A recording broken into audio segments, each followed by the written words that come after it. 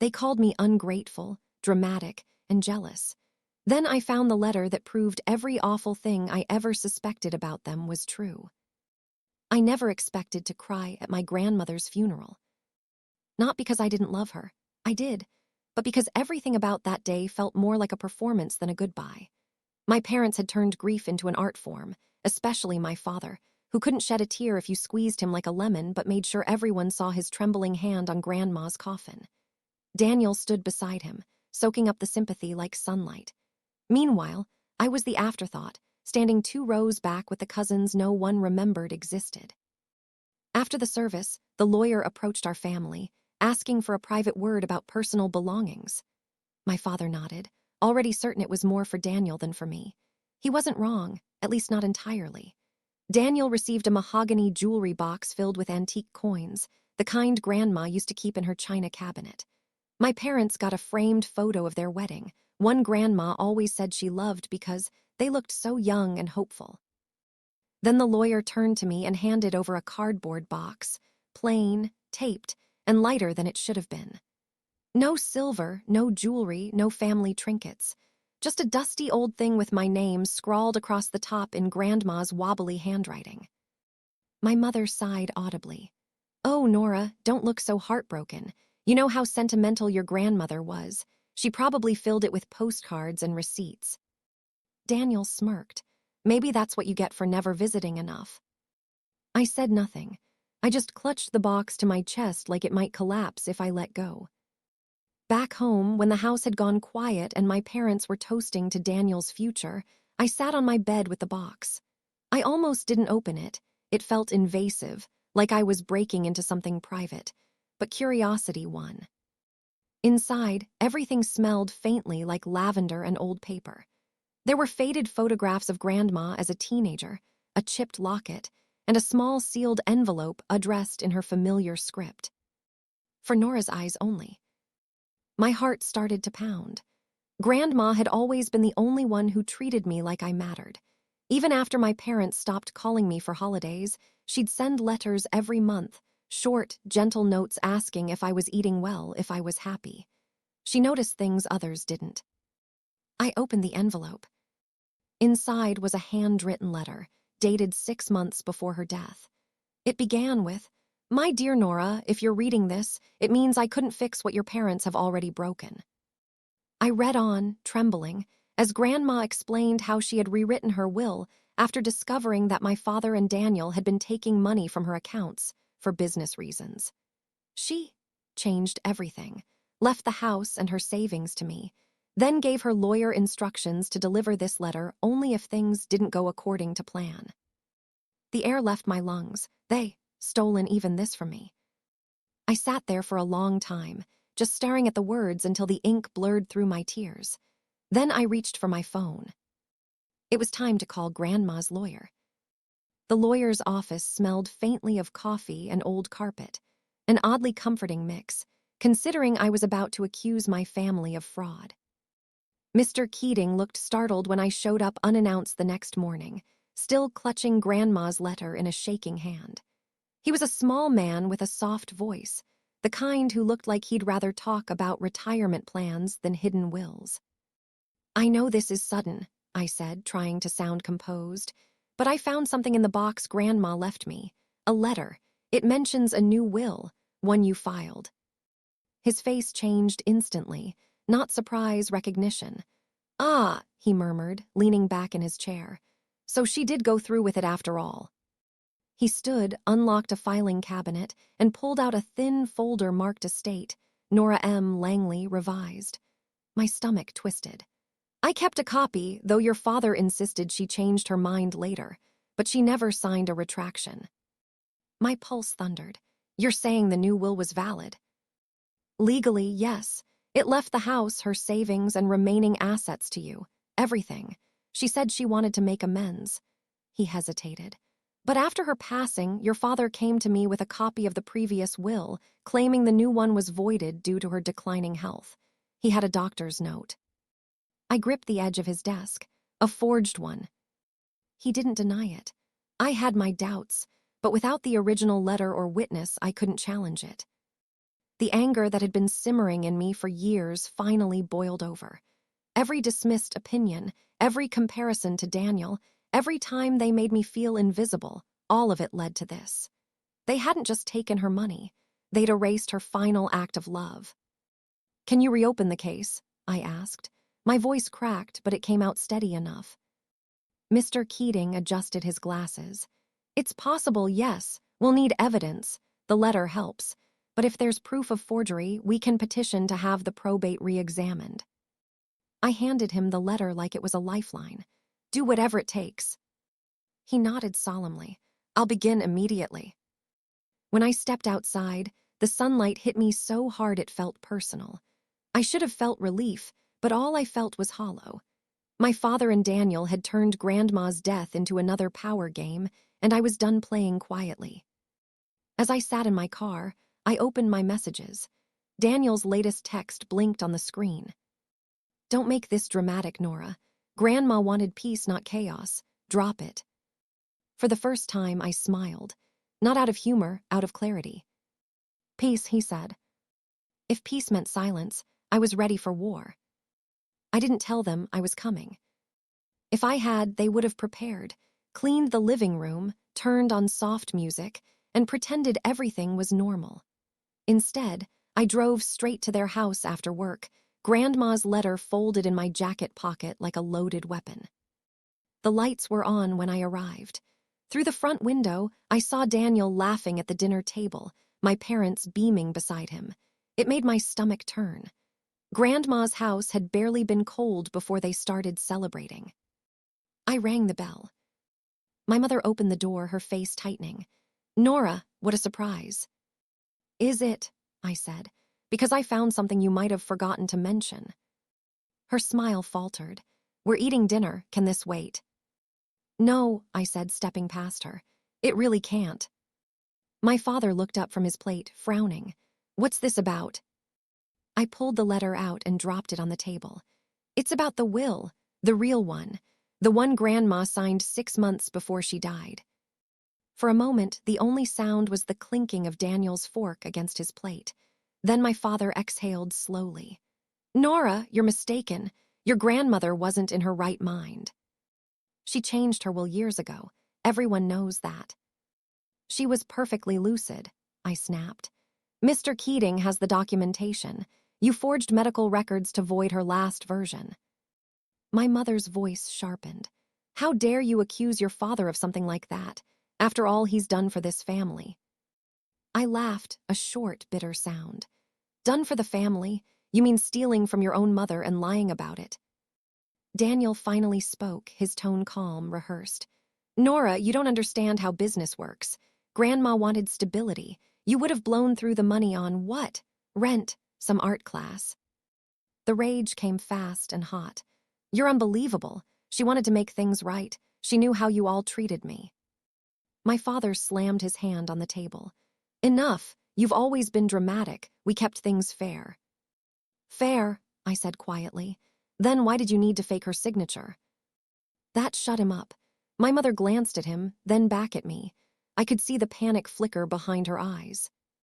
Finally, she said, "You're overreacting. Let's not turn this into something ugly." I picked up the letter and folded it neatly. "It's already ugly. I'm just done pretending not to see it." Daniel muttered something under his breath, but I didn't stay long enough to hear. I walked out before I could say something I'd regret, not that I regretted much anymore. As I reached the car, my phone buzzed again. A message from Mr. Keating.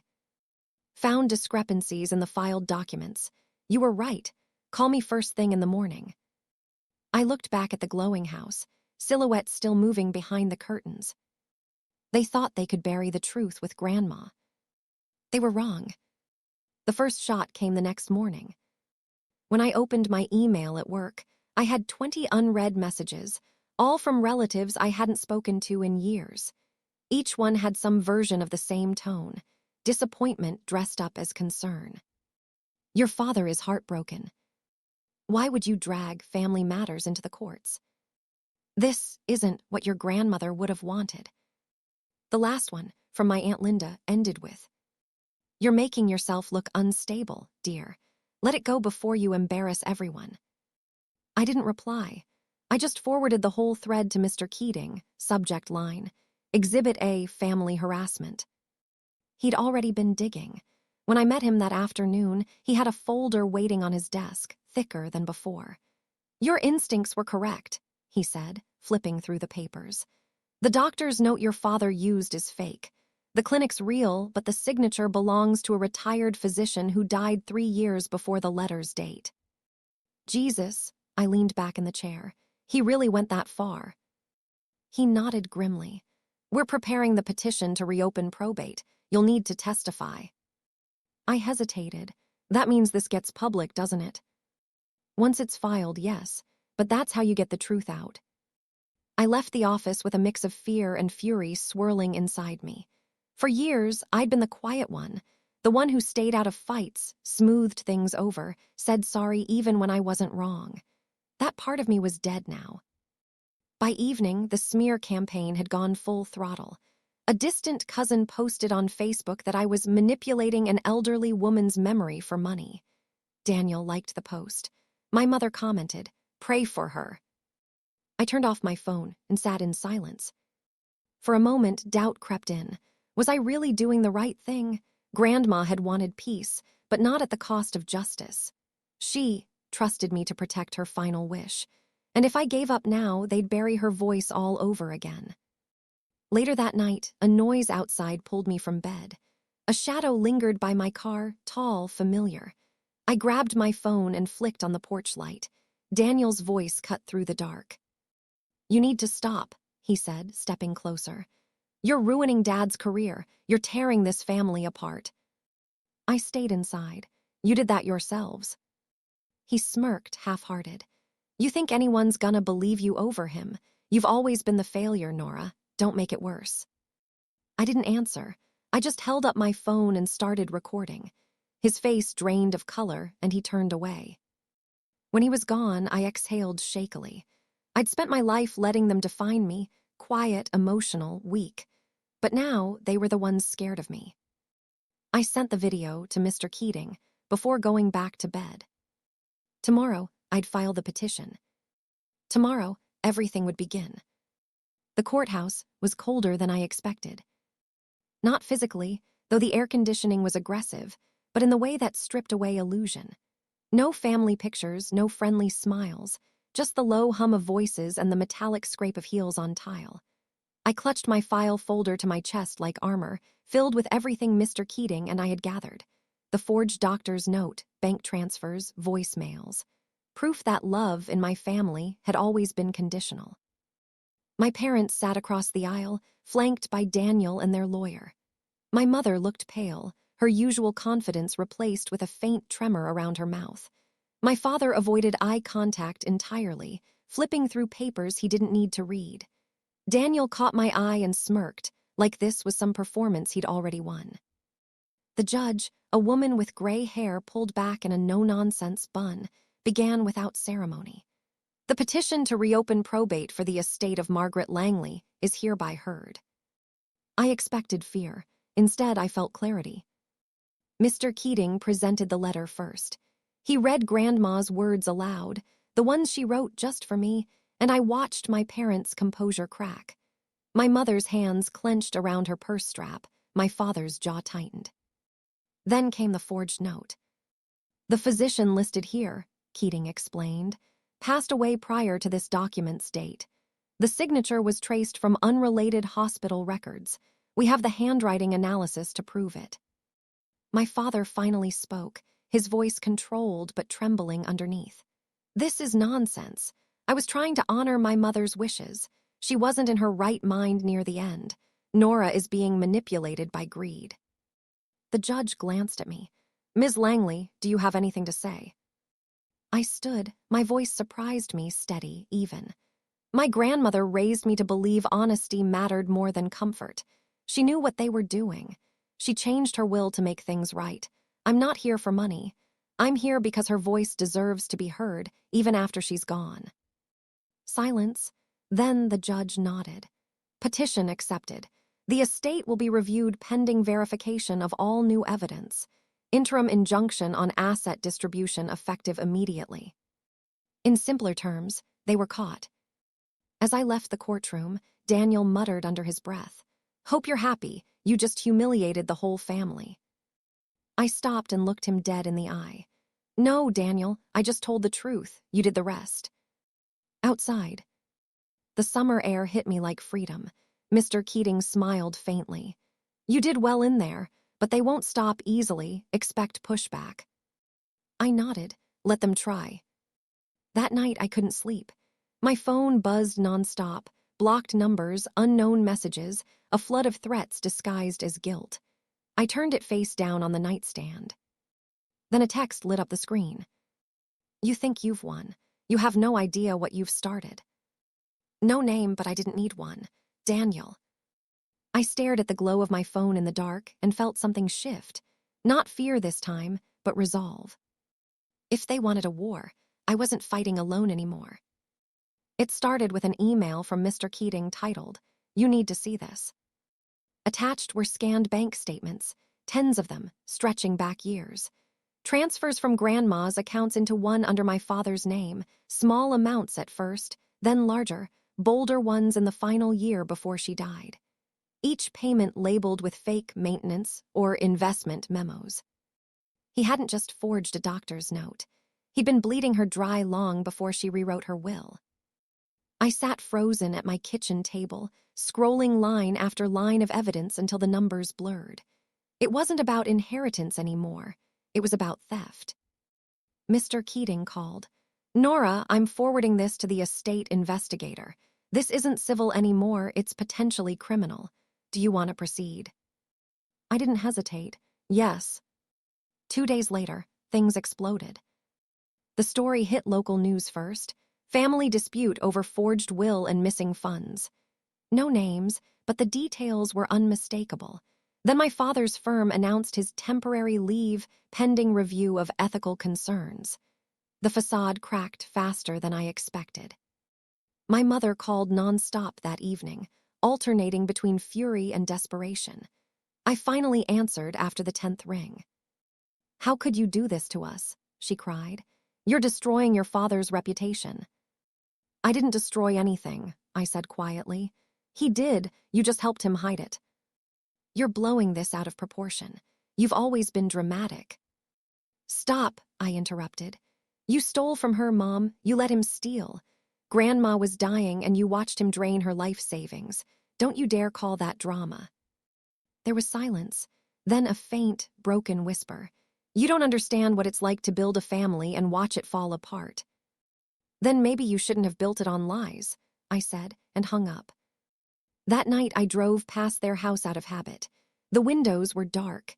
Daniel's car was gone.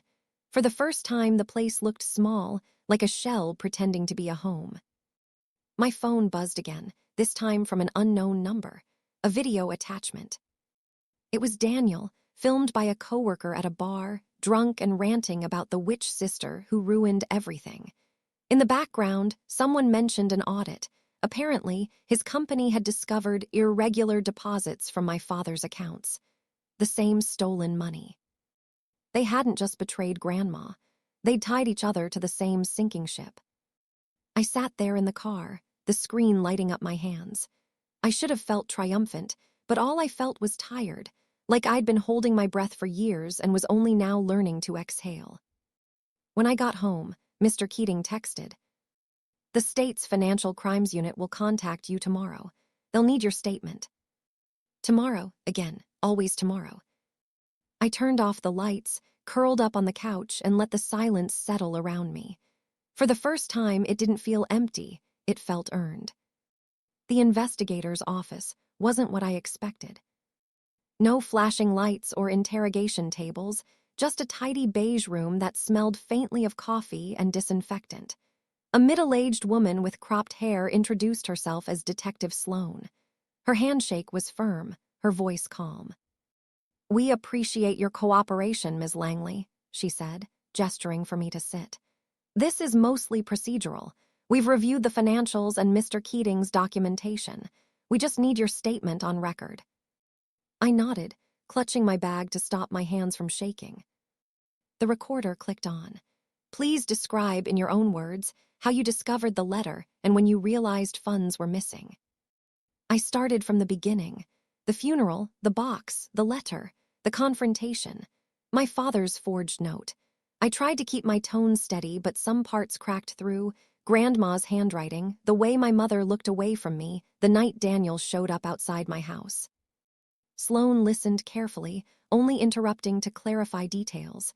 When I mentioned the video of Daniel bragging about hidden deposits, her eyebrows rose. We already have confirmation of those accounts, she said, jotting something down. He's cooperating now to an extent. I froze. Cooperating. She nodded. He came in last night, claimed your father pressured him into transferring money under the table, says he didn't know it was stolen. That familiar ache returned, the one that came whenever Daniel found a way to look like the victim. Of course he didn't. Sloane gave me a sympathetic smile. He's facing his own charges, but his statement corroborates most of what you've said. Between the forged records and the bank trail, it's a strong case. When we finished, she turned off the recorder. You did the right thing, Nora. That takes courage. I wanted to believe her, but walking out of the building, I felt anything but brave. I felt hollow. Outside, the city buzzed with its usual noise. Car horns, chatter, life moving on. I wondered how my parents were coping now that everything had gone public. The papers had finally named them. Local accountant accused in a state forgery scandal. My mother's friends must have read it over their morning coffee. I imagined her sitting at the kitchen table, eyes red, still refusing to believe she'd done anything wrong. My phone buzzed again. A voicemail. I hesitated before playing it. It was my father's voice, hoarse, almost unrecognizable. I'm not calling to apologize. I just want you to know your grandmother loved you, even when she didn't understand you. I was trying to keep the family together, that's all. I don't expect forgiveness. I ended the call before he could finish. Some words come too late to mean anything. That night, I sat by the window, looking at the old photo of Grandma and me from years ago, the one she'd kept in her locket. For the first time, I felt like I'd finally honored her wish, to be seen, to be heard, to be free from them. Tomorrow, the hearing would finalize the charges, and after that, be nothing left to fight. The courthouse felt different the second time around. Quieter, heavier. The first hearing had been chaos, whispers, cameras, relatives pretending they'd always cared. But now, the noise had faded. Everyone had stopped pretending. When I walked in, my father sat at the defense table alone. No lawyer this time, just a public defender flipping through papers. My mother wasn't beside him. Word was, she'd moved out weeks ago, claiming she needed space. Daniel wasn't there either. He'd already taken a plea deal in exchange for testifying. I sat in the gallery, not as a daughter, not even as a victim, just as a witness to the end of something that had been rotting for years. The judge reviewed the evidence one last time. The court finds substantial proof of fraud, embezzlement, and forgery related to the estate of Margaret Langley. The defendant, Robert Langley, is sentenced to 5 years imprisonment, restitution of the misappropriated funds, and permanent revocation of his financial license. 5 years. It sounded small for what he'd done, but it was enough. Enough to break the illusion of the man who had spent a lifetime pretending he was above consequence. He didn't look at me when they let him out, but as he passed, I caught a glimpse of something in his face, shame maybe, or just exhaustion. Either way, it wasn't my burden anymore. Outside, the air was warm, the kind of spring day Grandma would have loved. Mr. Keating met me on the steps, holding an envelope. "The estate's officially yours now," he said. "House, savings, and any recovered funds, it's what she wanted." I took it, but my hands didn't feel steady. It doesn't feel like winning. He nodded. Justice rarely does, it just lets you start over. I spent the next few weeks in silence. No calls, no messages, just quiet days sorting through Grandma's house, room by room. The air still smelled faintly of lavender and dust. I found her old notebooks, her reading glasses, the half-finished crossword still open on the kitchen counter from the week she passed. It was like time had waited for me to come back. In the attic, I discovered another box, small, unlabeled. Inside was a photograph of her younger self holding a baby. On the back, in her familiar looping script, she'd written, "Family isn't who you're born to, it's who you choose to stand beside." I sat there for a long time, the sun pouring through the attic window, and let the tears come. Not grief for them, for her, for the woman who'd tried to leave me one last lesson. A month later, I sold the house, not out of anger but closure. I kept one thing, the locket she'd left me, and bought a small apartment by the river, somewhere quiet where no one knew the Langley name. Some nights I still think about Daniel, about whether he ever learned anything from the mess we made of love and loyalty. Maybe he did, maybe not. But I know this much. Grandma's story ended in silence. Mine doesn't have to. Because some inheritances aren't money or houses.